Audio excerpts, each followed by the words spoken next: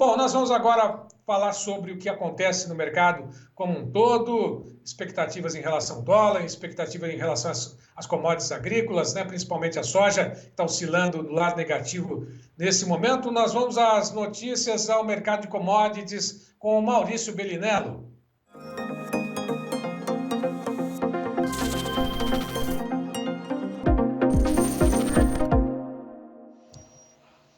Maurício, boa tarde, tudo bem? Como é que está Fala, Curitiba aí Braga. nesse momento? Tô bem, muito bem por aqui, muito calor em Curitiba, mas vamos bem.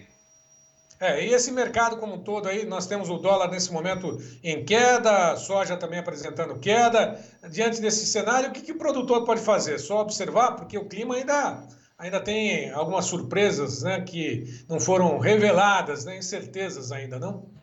Então, estamos com o mercado na continuidade das tendências que começaram a questão de 10, 15 dias atrás, todos eles, né? Açúcar caindo, soja caindo, inclusive conforme comentamos aqui, cansamos de comentar aqui, inclusive, né, Braga, que os 14,20 ali realmente se colocavam como uma potencial oportunidade para a defesa de preços. O dólar também nesse momento deu uma aliviada, o que é uma boa notícia por enquanto, ainda que eu acho que ele não vai reverter a tendência ainda, né? Mas é isso, estamos hoje com um dia relativamente calmo no mercado, por incrível que pareça. Muita volatilidade que a gente chama de baixa amplitude, né? Sobe um pouquinho, cai um pouquinho, fica ali parecendo um ecocardiograma, mas sem grande amplitude, o que sinaliza, pelo menos por enquanto, de que o mercado não tem muito apetite para reverter essas principais tendências por enquanto, mas ao mesmo tempo também sem grande vigor, né, na tendência presente. Isso eu acho uma boa notícia, principalmente para a soja, que nesse momento contrato maio trabalhando na casa dos 13,36, em linha com que inclusive eu vinha montando, tem uma operação montada inclusive, Braga, que é para janeiro, na queda da soja, inclusive falei para o João ao vivo, naquela aula que eu montei ao vivo com os alunos lá, por enquanto sem nenhuma alteração nos planos, por assim dizer, Braga. Mas dá para montar alguma operação ainda olhando esses números, essas cotações com esse dólar que está sendo colocado agora em queda? Porque tem mercado de trabalho, o dólar a gente sabe que vai subir, vai descer, vai sempre oscilar. Você mesmo sempre coloca isso para a gente, né? O mercado é soberano nesse sentido, né? Dá para montar alguma estratégia, por exemplo, com milho? Porque tem uma diferença do milho, né? O milho, ao que tudo indica, começou a subir no mercado físico aqui no Isso. Brasil. Aliás, o mercado futuro está subindo mais do que no mercado físico, né? Isso. Diante dessa situação, uma operação com milho, por exemplo, é possível diante dessas cotações que estão sendo apresentadas, Maurício? Então, Braga, assim, para mim tem dois mercados agora no Brasil que podem sinalizar um movimento potencial de defesa de preços. Primeiro é o café, né, que está brigando ali em torno da faixa dos 1,80, 1,85, mas não é uma boa hora ainda, ele não parou de subir.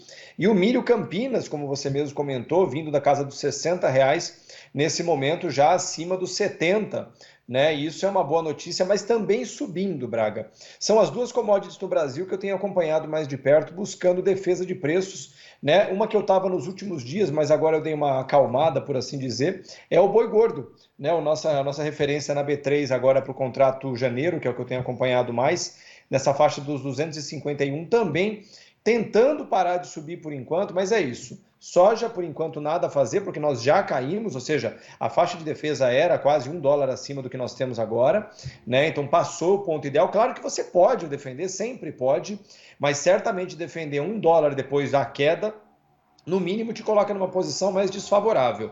O que eu ficaria de olho agora se fosse produtor, mas ainda não me parece a hora de nenhum deles, é boi gordo na referência B3, milho na referência B3 e café, tanto em Chicago como na B3. Chicago não, desculpe, Nova York quanto B3, ô Braga. Bom, e agora com relação a essa questão toda do dólar, né?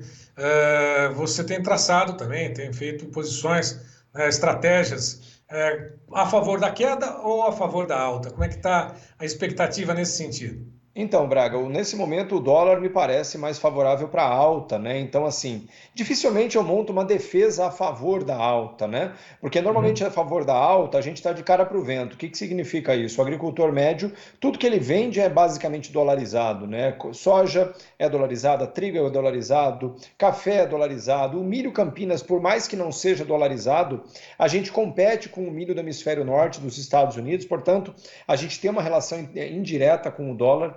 né? O único ativo que de fato não tem relação com o dólar direto é o boi gordo, porque o mercado interno domina essas cotações, né? Então, assim, quando o dólar está para cima, que por enquanto é a perspectiva de que eu mantenho aqui, eu não faço nada, né? O que houve na semana retrasada e na outra foi uma janela muito favorável para a compra de insumos dolarizados, né?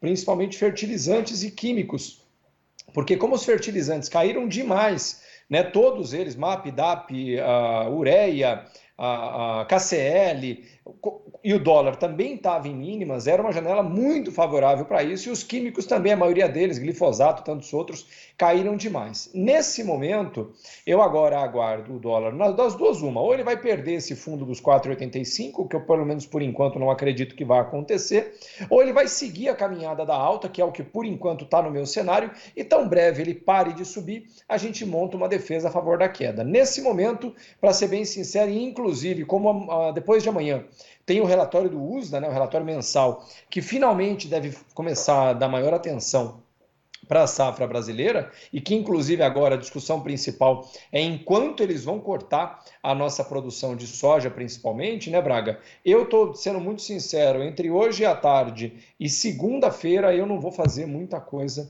aguardando mesmo o mercado assentar depois das informações do USDA. Agora, é só para poder finalizar contigo, vocês daqui a pouquinho têm já início, compromisso com a turma, né, do seu curso, né, do mercado de commodities, né, já é uma outra turma. Deixa eu só perguntar exatamente sobre esse relatório que vai ser divulgado. O mercado geralmente se antecipa, né?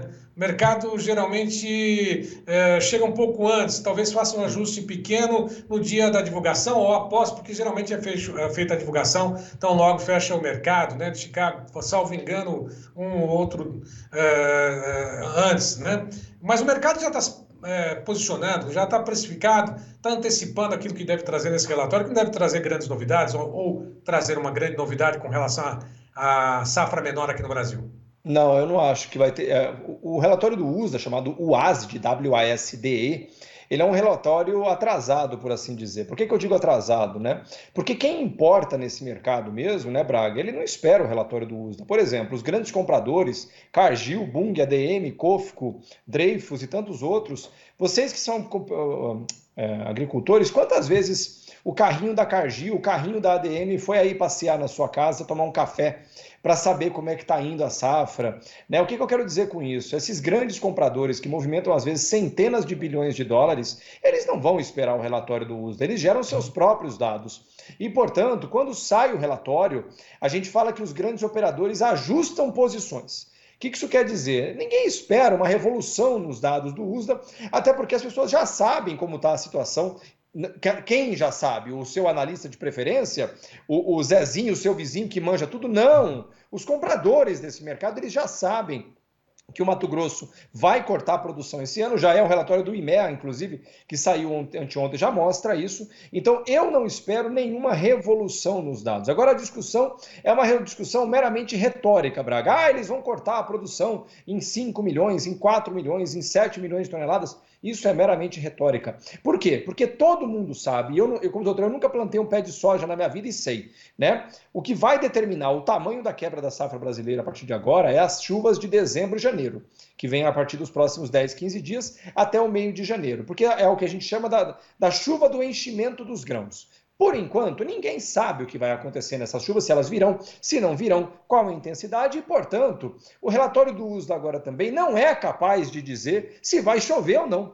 Então, na minha opinião, o relatório do USDA, que realmente deve trazer maior movimentação de preços, mas o mercado sempre vai se adiantar, é o de janeiro. Ou seja, eu agora acho que vai vir só um ajuste de oferta, né, baseado nos dados até agora de quebra, principalmente dos grandes estados produtores, Mato Grosso do Sul, Goiás, Paraná, Rio Grande do Sul, né? E, tirando isso, não mais do que volatilidade é o que eu espero à frente, Braga. Tá certo. Maurício, boa aula para você com a tua turma. Manda um abraço. Em nome do João Batista Oliva, equipe aqui. E até a próxima. Obrigado. Um grande abraço, Braga. Tenham todos uma ótima tarde.